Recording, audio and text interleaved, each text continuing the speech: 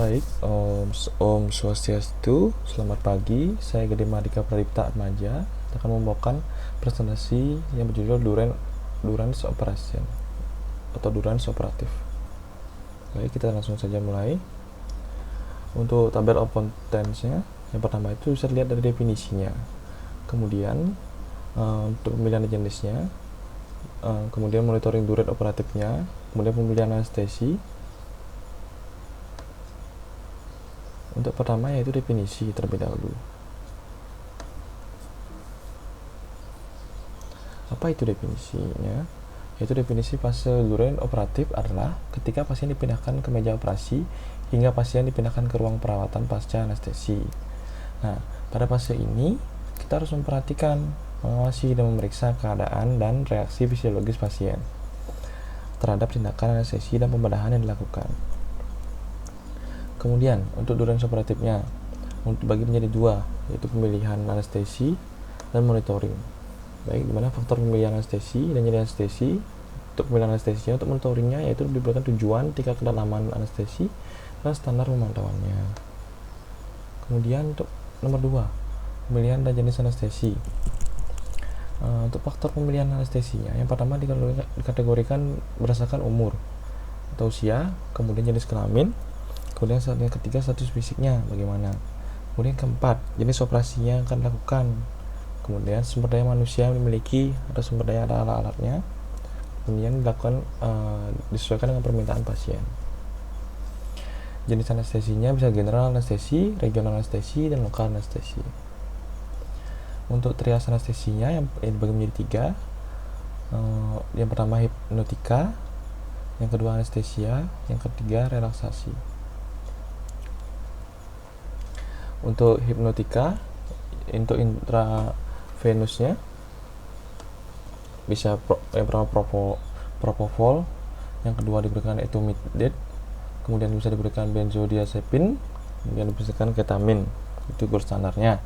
Untuk inhalasinya bisa diberikan sevoflurin, bisa juga isoflurin, kemudian halotin dan nitrous oxide. Kemudian untuk anestesi, untuk bagian opiatnya yaitu bisa diberikan morfin atau diamorfin, atau bisa diberikan NSAID. Untuk standarnya aspirin, diberikan ibuprofen, diclofenac, dan COX-2 inhibitor. Nah, relaksasi untuk memudahkan pasien mengintubasi. Yang kedua, membantu proses pembedahan. Yang ketiga, mengurangi dosis maintenance agen anestesi. Kemudian regional anestesinya untuk peripheral nerve block, plexus block, epidural, spinal, dan regional. Nah, di sini untuk keuntungan dan kekurangannya, regional anestesi yaitu yang keuntungannya pasien sadar saat tindakan, kemudian pemulihannya sangat cepat, dan minimal penggunaannya obatnya. Nah, di sini terdapat kekurangannya juga. Yang pertama, untuk membutuhkan pasien yang kooperatif, jadi bisa bekerja sama. Kemudian adanya risiko komplikasi, jadi efek komplikasinya lebih besar.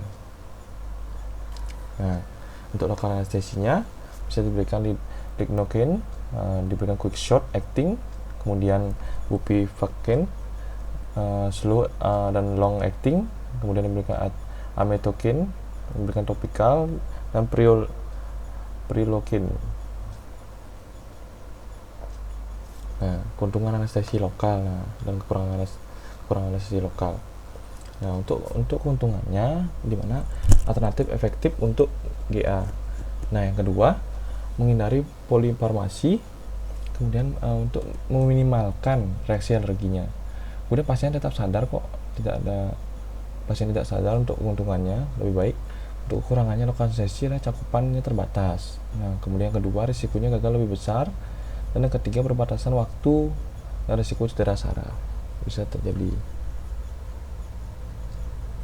Nah, untuk ketiga, monitoring durance operatif. Monitoring durance operatif tujuannya adalah menjaga fisiologis dan homeostatis normal pasien melewati proses anestesi dan pembedahan, di mana obat-obatan pada anestesi menimbulkan ketidakstabilan hemodinamik, depresi miokardial, dan hipotensi, dan juga aritmia. Nah, tujuannya pemantauannya, yang pertama memperoleh informasi sedini mungkin tentang kondisi pasien. Yang kedua, untuk mengetahui adanya penyulitan tindakan dalam tindakan yang mungkin mengarah pada kegawatan, sehingga dapat bertindak cepat dan tepat untuk mengatasi masalah tersebut. Kemudian standar pemantauannya, selama anestesi pasien harus diawasi oleh dokter anestesi atau residen anestesi. Selama anestesi, keadaan oksigenasi, ventilasi, dan sirkulasi, dan suhu pasien harus dievaluasi secara baik. Nah, untuk monitoringnya terdapat jalan napas, oksigenasi, ventilasi, sirkulasi, suhu tubuh, dan cairan. Untuk jalan nafasnya, pemantauan jalan nafas secara ketat ataupun kontinu, jadi berulang, bertujuan untuk mempertahankan keutuhan jalan nafas. Kemudian observasilah frekuensi nafasnya, kemudian pola nafasnya, retraksi, kemudian penggunaan otot nafas tambahan. Kemudian terdapat apakah adanya suara nafas tambahan atau tidak. Kemudian oksigenasi bertujuan untuk memastikan kadar zat azam di dalam udara dan gas inspirasi dan di dalam darah atau pulse oximeter. Untuk oksigenasi darah diperiksa secara klinis dengan melihat warna darah luka operasi dan permukaan mukosa secara kualitatif dengan alat disebut pulse oximetry atau dengan pemeriksaan gas darah.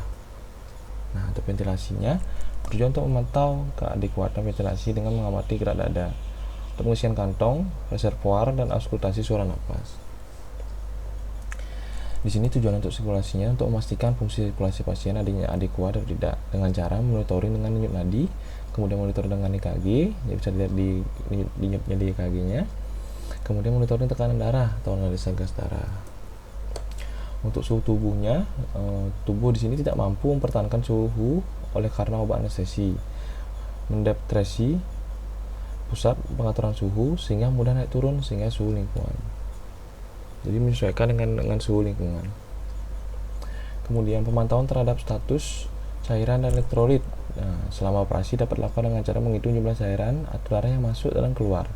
Jadi kita di sini memonitoring di antaranya produksi urin, jumlah pendarahan selama pembedahan, kemudian jumlah cairan yang akan diberikan kepada pasien. Nah, ini yang terakhir untuk pemulihan. Nah, pemulihan anestesi ini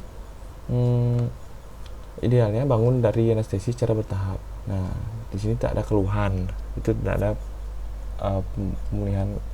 pemulihan secara murni. Nah, kenyataannya sering dijumpai hal yang mengancam keadaan kritis.